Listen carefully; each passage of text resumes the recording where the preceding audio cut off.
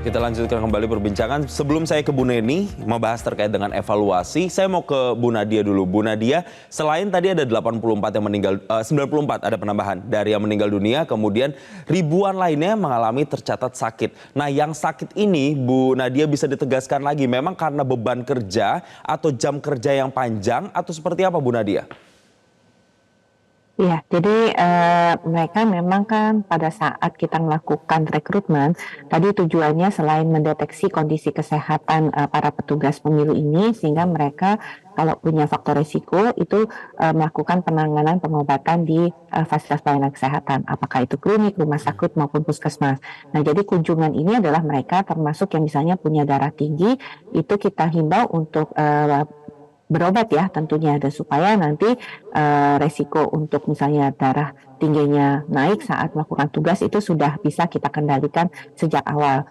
Nah, kalaupun jumlah pasien baru, kalau kita lihat dari tren yang ada sebenarnya dari hari ke hari sebenarnya terjadi penurunan jumlah kunjungan. Jadi kalau kita lihat memang sebelum tanggal 14, karena data ini kan data kumulatif ya Mas Jason ya, dari tanggal 10 Februari. Nah, dari tanggal 10 itu kita mendeteksi memang ada jumlah petugas yang mengakses layanan kesehatan itu dikarenakan lebih banyak untuk menjaga atau mempersiapkan kondisi kesehatannya.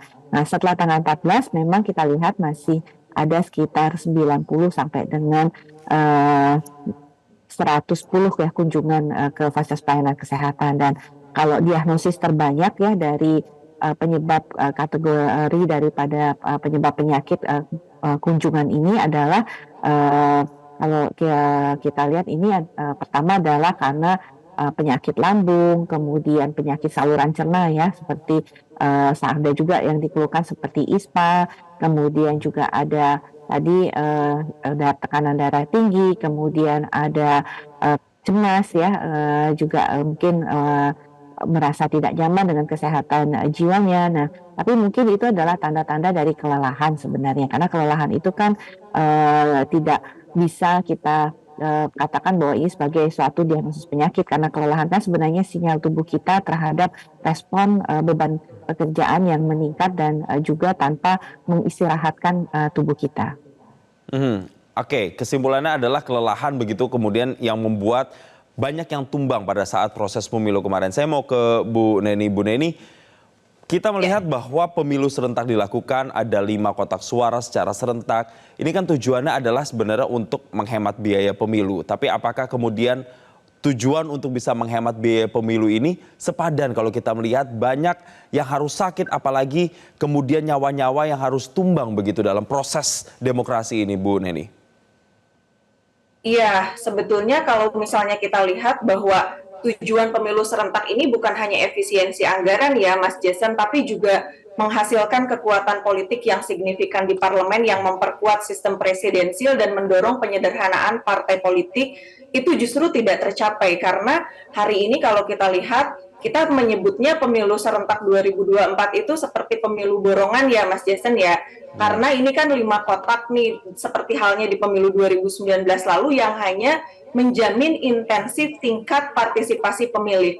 Tetapi dari sisi penyelenggaraannya yang begitu ruwet, rumit, dan kompleks, ini menyebabkan tingkat KPPS ini sangat berat. Hingga tadi ratusan di pemilu 2019 dan puluhan di pemilu 2024 yang akhirnya meninggal dunia, yang mungkin jumlah ini Bu Nadia akan terus bertambah begitu ya. Tapi mudah-mudahan tidak sih, yang sakit tentu bisa segera sembuh. Nah, ke depan saya kira memang model keserentakan ini perlu dievaluasi dan pembenahan untuk keselamatan jiwa, serta bagaimana merasionalisasi beban kerja penyelenggara pemilu. Apa usulannya? Saya sih punya 2 skema gitu ya, yang ini juga sering menjadi pembahasan teman-teman NGO, dan ini yang kemarin juga ada putusan Mahkamah Konstitusi. Pertama, model keserentakan itu dibagi 2 kali, itu menjadi pemilu serentak nasional untuk memilih presiden, wakil presiden, dan anggota DPR, DPD, serta bagaimana pemilu serentak lokal untuk memilih kepala daerah dan wakil kepala daerah, serta anggota DPRD provinsi dan kabupaten kota dengan jeda 2 tahun untuk mempertimbangkan waktu seleksi penyelenggara pemilu. Atau yang kedua, pemilu eksekutif legislatif yang terpisah. di mana pemilu eksekutif adalah memilih presiden dan juga kemudian kepala daerah, di dalamnya ada gubernur dan wali kota bupati secara bersamaan, lalu legislatif memilih anggota perwakilan, ada DPR, ada DPD, dan ada DPRD. Dari dua skema ini, kira-kira nanti mana nih yang kira-kira lebih cocok untuk Indonesia? Kedua model keserentakan ini saya kira beban kerja penyelenggara pemilu tidak terlalu berat, dan persoalan efektif atau tidaknya kan ini bergantung pada perubahan sistem pemilu dan aturan-aturan teknis yang perlu dimodifikasi. Dan untuk memisahkan pemilu serentak pemilu lokal ini, saya kira ini menjadi model yang paling rasional di Indonesia. Dari sisi pemilih tentu akan lebih mudah karena surat suara dan kandidat yang dipilih juga semakin sedikit. Lalu isu lokal di kampanye juga tidak akan kalah dengan isu kampanye di nasional karena pemilu digelar terpisah. Jadi masing-masing itu bisa fokus.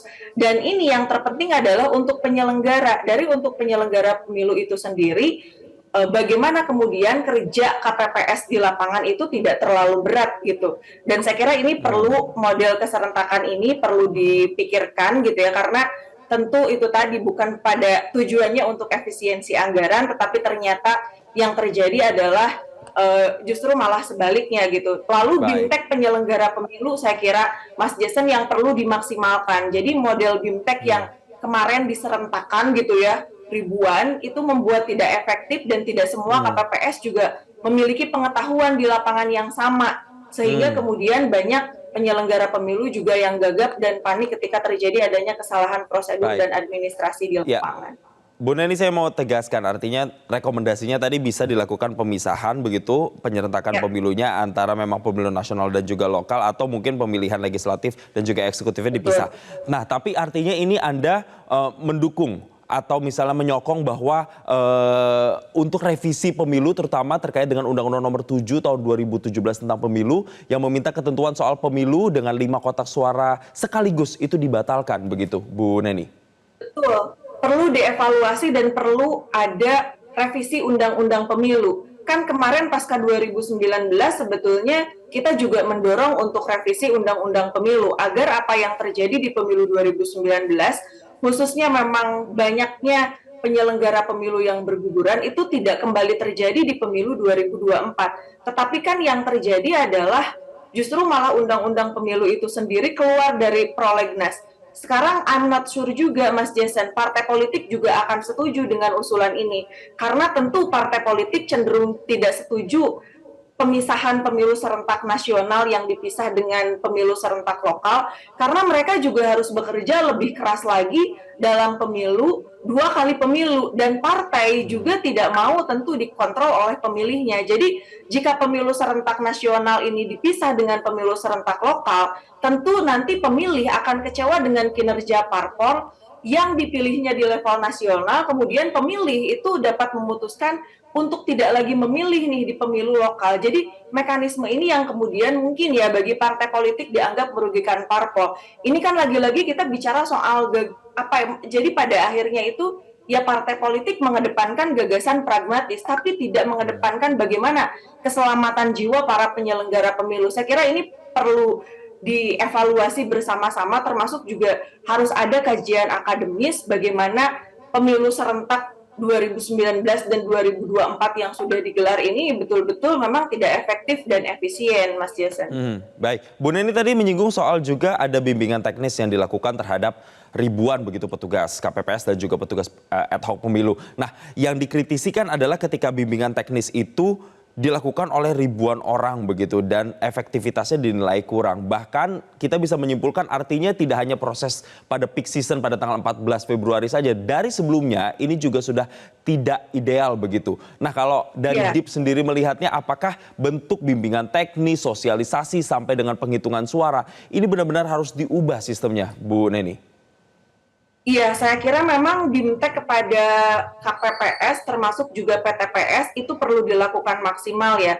Karena mengingat masa kerja KPPS dan PTPS ini kan sangat sempit sekali Mas Jason, sehingga dalam waktu yang bersamaan dia harus BIMTEK, harus melakukan pengawasan untuk PTPS, lalu untuk KPPS harus menyiapkan logistik terdistribusi, lalu kemudian pemasangan TPS dan lain sebagainya, sehingga ini yang menyebabkan di lapangan itu terjadi juga ada banyak penyelenggara pemilu yang tadinya tidak punya pengalaman KPPS sebelumnya, ini kan menjadi shock gitu, menjadi panik. Ternyata di lapangan kok serumit dan sekompleks ini gitu yang terjadi. Sehingga saya kira termasuk juga bagaimana screening kesehatan juga itu perlu dilakukan juga secara ketat ya. Kemarin sebetulnya kita tidak banyak melihat apakah screening kesehatan itu betul-betul dilakukan secara ketat atau tidak. Ya tentu dari permasalahan teknis-teknis penyelenggara pemilu ini juga perlu dibenahi, termasuk bagaimana juga manajemen dan tata kelola pemilu. Artinya kalau kemudian pas sebelum 14 Februari 2024 kemarin diselenggarakan pemungutan dan penghitungan suara, KPPS itu kan dibebani beban kerja yang cukup rumit gitu ya. Baik. Dan mereka mendapatkan pengetahuan dari PPS, kemudian dari PPK atau bahkan dari KPU provinsi dan kabupaten kota itu sangat minim dan sangat Baik. tidak efektif. Bagaimana mereka memahami aturan teknis yang jelas di lapangan. Jadi Baik. saya kira ini juga perlu menjadi hal yang perlu sama-sama Menjadi juga kita catatan, benahi, ya. termasuk tadi mendesak untuk Baik. dilakukannya revisi Undang-Undang Pemilu Nomor 7 Tahun Baik. 2017. Grand design pemilu ini benar-benar harus kemudian dievaluasi secara menyeluruh, mulai dari proses sosialisasi sampai dengan penghitungan suara. Dan nanti saya juga akan tanya lagi ke Bu Nadia, secara demografi atau penyebarannya, ini yang paling banyak meninggal sebenarnya di daerah mana atau yang paling banyak sakit di daerah mana? Dan kemudian apakah perlu rekomendasi khusus dari Kementerian Kesehatan agar kejadian seperti ini tidak terulang lagi di pemilu masa depan? Tapi kita akan bahas usai jeda berikut ini. Pemirsa, tetaplah bersama kami di Selamat Pagi Indonesia. Jelajahi cara baru mendapatkan informasi. Download Metro TV Extend sekarang.